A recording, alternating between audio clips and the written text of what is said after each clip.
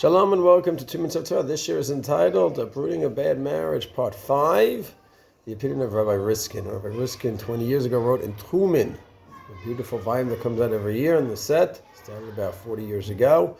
He writes about this and he says there's a concept of Kedushay Ta'ut, where the Kedushin from the very beginning was null and void, and he quotes from Moshe's 3 cases where he did it.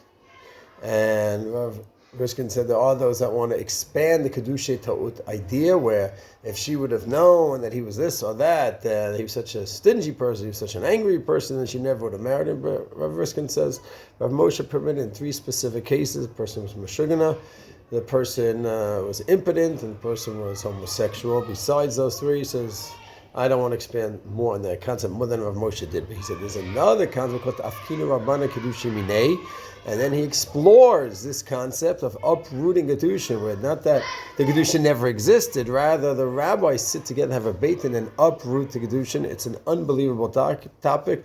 There's 5 different cases in the Gemara Bavli, 1 case in Yerushalmi about this concept.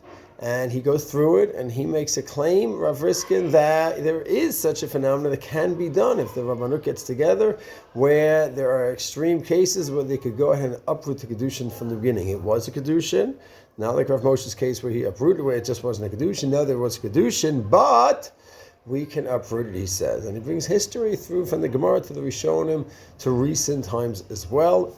The next volume, 23 in Truman, Rav Zayin Goldberg argues, it says this cannot be done. Rav Riskin argues back, Rav Goldberg argues back, and it's a fascinating debate. We just learned the topic, just understand a little bit about it. Of course, halach l'maaseh, chas v'shalom, comes up. People talk to not just rabbis, to gedolim. Shalom.